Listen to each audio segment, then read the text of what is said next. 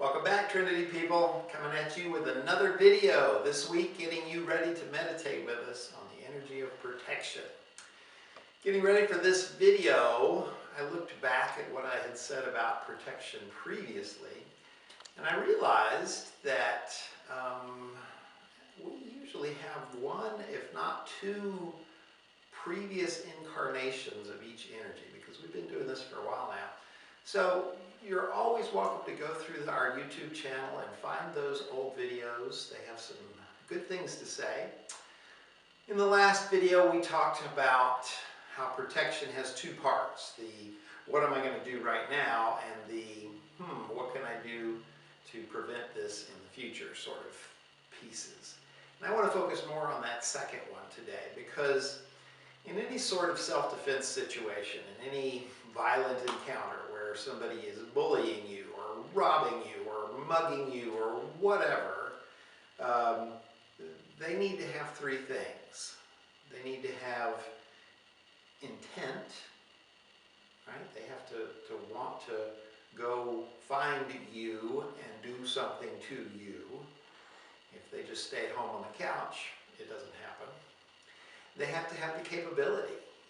If they're a 4-foot tall dwarf, they're probably not going to be able to bully you. So they have to have some capability in that regard, and then they have to have the opportunity. You and this person need to intersect at some point. Sort of like the old murder mysteries where they talk about motive, means, and opportunity.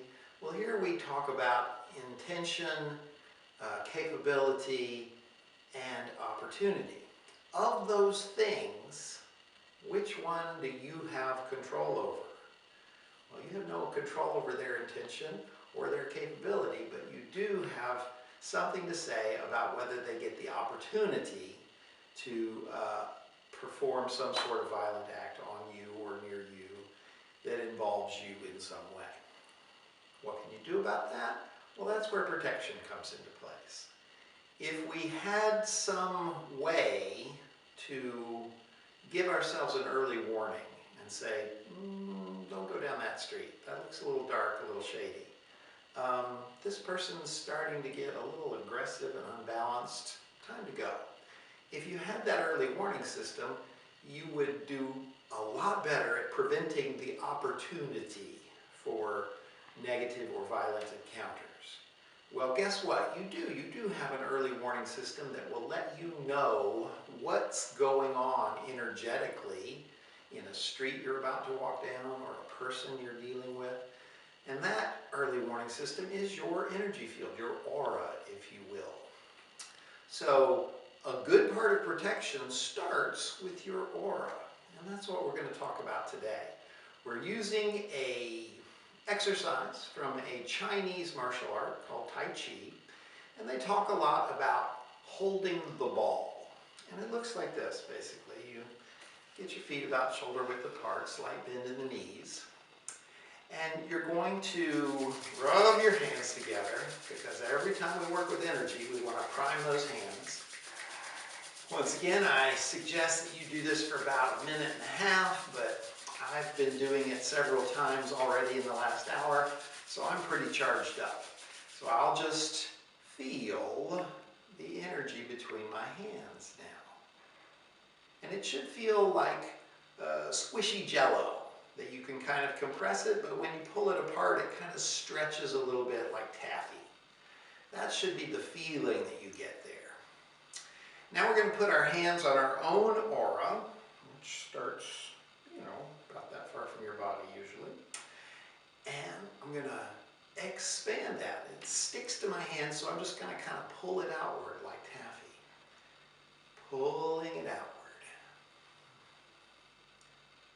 What you would like to get to eventually is this sort of situation, where you feel like your hands are resting on this big ball of energy. And by resting, I mean absolutely relaxed. The energy is holding you up. Put this ball away. What it looks like without the ball is just this. Your hands stay out, but they're not struggling. You're not trying to hold them out. They're relaxed. They're sitting on the edge of your now expanded aura. At least 4 or 5 times a day, you should take a moment and go, and then breathe into it. See if you can get it to expand a little more, and a little more. And this big expanded aura that surrounds you now is a palpable force. You can feel your hands kind of resting on it. If you hold this posture for a minute or two, and then shake it off, and then try again. Stick your hands to your aura, pull it out, and then pull it out a little further, and a little further. This motion right here gets you used to the idea that in a moment where you're like, what's going on? You can just expand your aura, and you'll get all this extra feedback on, is this street really dangerous? Looks kind of dingy, but I get a good feeling from it, and it's safe. Or is this person really unbalanced? Well, they look normal, but I get a bad feeling from it, so I'm staying away. Time to go. That sort of feedback is the basis of protection because it gets rid of the opportunity, which is the only part of the equation that you can control. So learning to expand your aura is very important. How do you do that? Well, you practice every day, just a minute or two. Stick your hands to that energy field and feel it expand. It's very important that you do this and that you feel your hands resting on that aura. Because if not, whenever you're frightened, boom, your energy field will shrink in. That's the unfortunate thing, that when we are scared or under pressure, we draw in our energy field, trying not to interact with the world. And you need to get used to the idea that no, instead I'm going to expand it outward. So this holding the ball exercise should be done every day. It will help you expand your aura when you need it, and that will bring you protection. If you think this stuff's cool, subscribe to our channel, like this video. We'll see you next time.